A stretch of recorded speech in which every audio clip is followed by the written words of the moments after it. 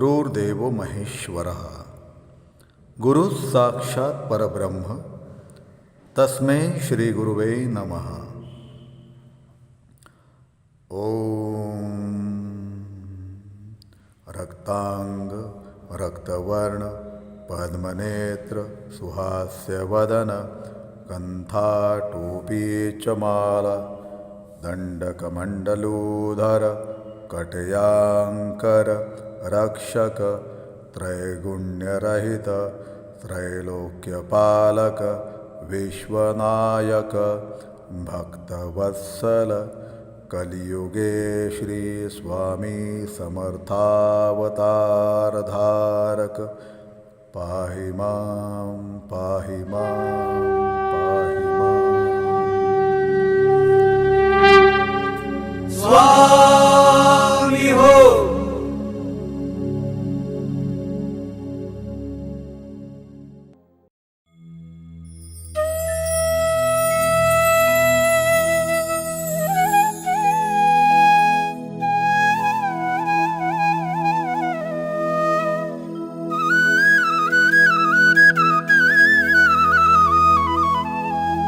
घरात जेवढी लाकडं होती ती संपली आता। आज सांच्याला लाकूडफाटा मिळाला नाही तर चूल पेटायची नाही। रानात सुक्या लाकडाची वानवा आहे, थोडीशी आहे ती बी सागाची आहे। वली लाकडं तोडाया राजासाहेबांनी मनाई केलेली आहे। एकच वन आहे आणि राजासाहेब तिथं कशाला बघायला येत्या ती? मुसकी बांधून घेऊन जातील ना तेव्हा कळेल तुला। मी अभि जबल तेवढा पाथेरा गोळा करते आणि पेटवते चूल। लाकूड नाही, पाथेरा नाही, राहूया उपाशी आपण। सकाळी सकाळी झाली तुझी टिरटिर सुरू। कामासाठी बाहेर जायच्या वेळी लावलाच रडकासूर। आता जे हाय ते सांगाय नको, आणि यात कसला रडकासूर लावलाय बी? आता जातो ना, लाकूड फाटा भेटल्याशिवाय येतच नाही परत। हे नाही ते नाही, हे संपलं ते संपलं, हे खपलं ते खपलं। माझा बी विचार कर जरा। मी काय तिकडे रानात झोपा काढायला जात नाही, जंगलात एक सुक्क झाड नाही। हिरवं झाड तोडायचं तर राजासाहेब यायची भीती, कुठून कसे येतील आणि कुठं घेऊन जातील कळणार बी नाही। हिरव्या फांदी फुलावर खाव घालायचा तर जीव तगमगतो। आपल्या पोटच्या खळगी पाय त्यांचा जीव घ्यायचा वय आपल्याला नाही हे पटत। अव अव थांबा तरी, अव थांबा की, अव तुम्ही दुपारचा भाकर तुकडा तिथं दिसरून आलात। हवाय मला, तू दुपारी उपाशी खाऊ नये म्हणून ठेवली होती। चुकलं माझं, मला असं बोलायलाच नाही. असं म्हणू नकोस, माहिती आहे मला। मी उपाशी राहू नये म्हणूनच तू पोटतिडकीनं बोलत होतीस। कमला, देवाने चोच दिली आहे ना, दाना पण तोच देईल। आजपर्यंत आपली चूल कधी पेटली नाही असं झालंय नाही ना? यापुढे सुद्धा तो कुठल्या ना कुठल्या रूपात येऊन आपल्याला नक्की मार्ग दाखवी। संक्रिया कुठे राहिला? ओ संक्रिया, तू बघ आला संक्रिया। चल, आज लाकूड फाटा घेतल्याशिवाय यायचंच नाही परत। चला तर चल चल।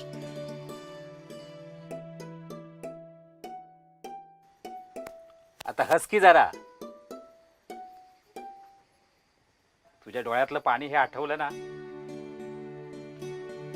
तर लाकडावर घाव घालताना माझी कुऱ्हाड गळून फेडायची। हस की वाईच, दाखव तुझ्या मोत्यांची कवळी। चल येतो हा।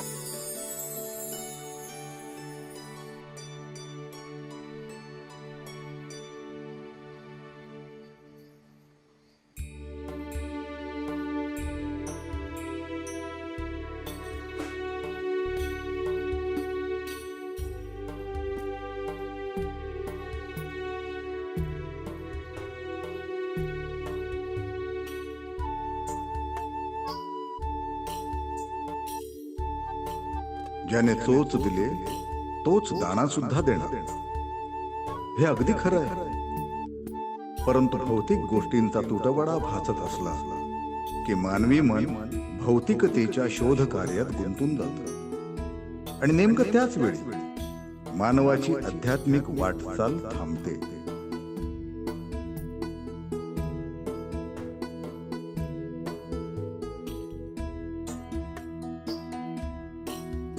हिरव्या रानातील वृक्षवल्लींच्या जीवाचा विचार करणारा हा कुशा केवळ त्याच्या भौतिक गरजेपोटी त्याच वृक्षवेलींची कत्तल करून त्याची आध्यात्मिक प्रगती खुंटवत तर नव्हता ना. असे असेलही नसेलही, परंतु देवाजीच्या मनात काय आहे हे त्या देवालाच ठाऊक.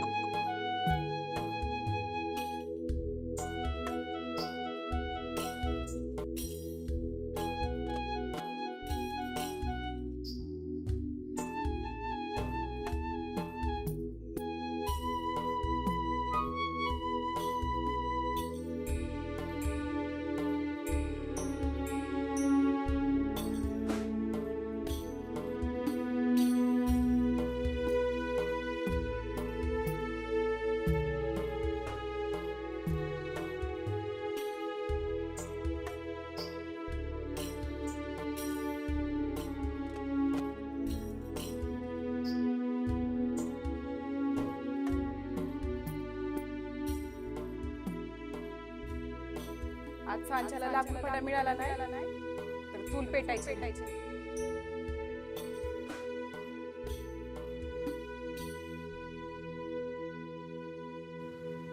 आज काय बी करून लाकूड फाटा घरी न्यायाच पाहिजे, नाहीतर चूल नाही धगणार. आज माझ्या चपराखाली बी चूल नाही पेटणार. पण काय नाही जमलं तर कासव पकडून विकणार. अरे ये पकडलं ना तर फाकाफुकी मरशील. काय म्हणतोस काय? कासव पकडणार म्हणे, दमलास काय? चल उठ उठ, चल पुढच्या अंगाला बघूया लाकडं. चल उठ लवकर. दमलो रे बा दमलो.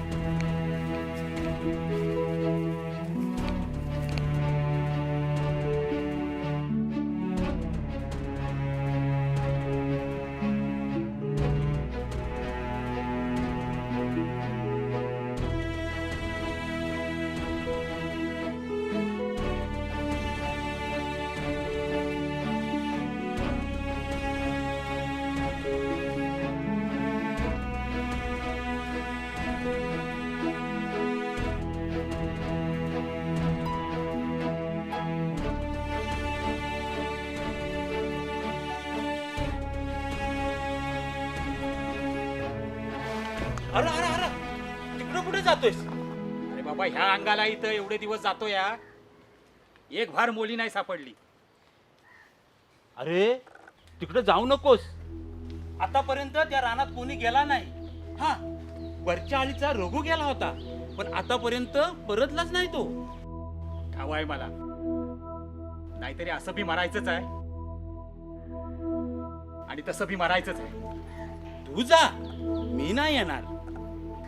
अरे त्या रानात दिवसा ढावळ्या वाघ फिरतात आणि सापाची मोठमोठी वारुळ आहेत, वारुळ. त्या वाटेवरती विंचू आहेत, विंचू. आणि म्हणून म्हणतो तिकडे जाऊ नकोस. ऐक माझं. तू जा त्या अंगाला, मी जातो इथे.